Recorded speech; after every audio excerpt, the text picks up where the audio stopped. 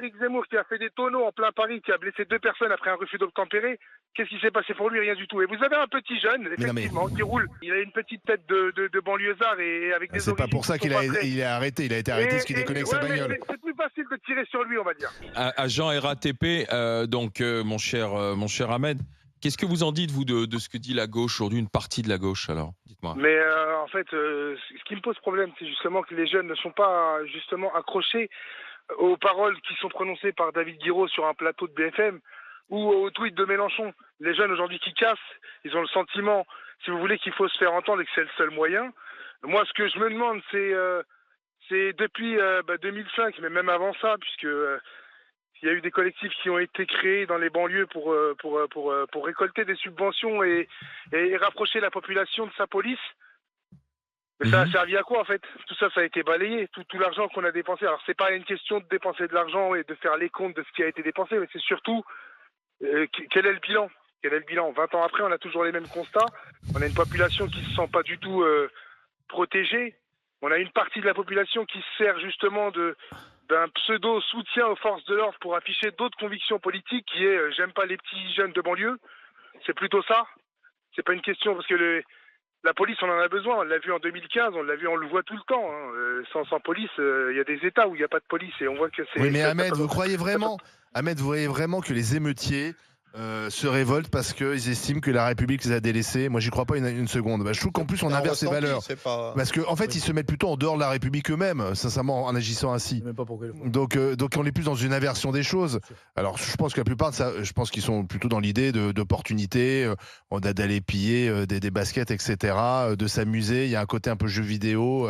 On va cramer, on va mettre ça sur les réseaux sociaux. Et puis, t'as vu, mon quartier a fait plus que les autres. Il y a beaucoup, malheureusement, de jeux dans tout ça. Même si ça a des conséquences. Mais sincèrement, il ne faut pas tomber dans le piège de faire de ces émeutiers des révoltés contre une République qui les aurait délaissés. Il y a des gros problèmes dans les quartiers, des problèmes d'emploi, de discrimination, etc. Il faut les régler, bien entendu. Et c'est pas simple de régler, il n'y a pas de baguette magique, on le voit bien.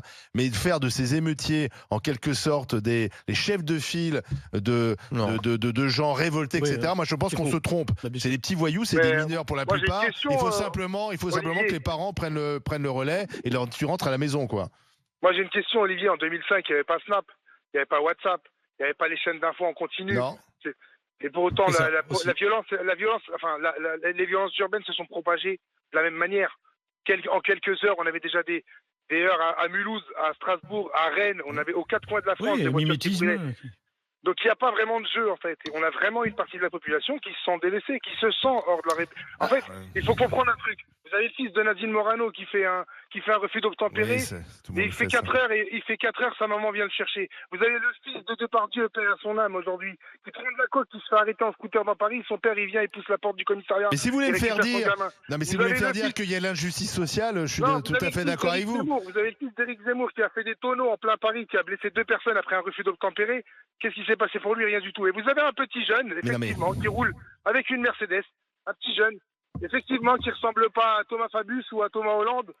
Oui, on est d'accord. Il a une petite tête de banlieusard et avec des... C'est pas pour ça qu'il est arrêté. Il a été arrêté parce qu'il déconnait avec sa bagnole. C'est plus facile de tirer sur lui, on va dire. Non mais Ahmed, on est d'accord. Une fois qu'on a dit ça, Ahmed, on est tous d'accord que ce gamin n'aurait pas dû mourir. On est tous d'accord pour dire qu'il y a l'injustice sociale et qu'effectivement quand vous naissez dans un beau quartier, vous avez plus de chances de vous en sortir et d'être protégé que quand vous commencez votre vie dans un quartier difficile. Mais sincèrement, je pense que la façon si on soutient les émeutiers, à mon avis, on ne rend pas service à ces qui soutient les... Attends, je pense là, on a entendu à Lyon, on a entendu des auditeurs. Non, je pense qu'il y a une différence entre... Attends, il y a une différence. Il y a une différence entre soutenir les émeutiers et comprendre les raisons de l'émeute.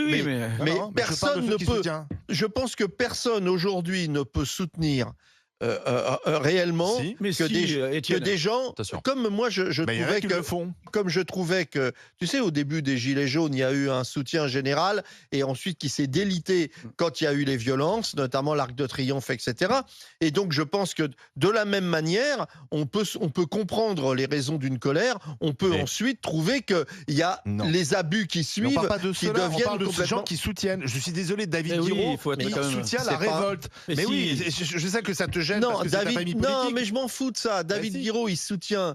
David Guiraud, il veut il interprète cette colère comme une révolte parce que non. Si. Non. Ça, c'est ton interprétation. Non. Il veut le chaos. Le chaos, ça veut dire détruire la société. Oui. Merci à Ahmed d'avoir été avec nous. On va continuer les discussions, mais là, on va conclure. Est-ce que vous trouvez que la gauche est complaisante dans ces émeutes, oui ou non? On va regarder quel est votre sentiment. Oui, à 85%. Voilà, pour ceux qui ont suivi la discussion et qui ont voté dans.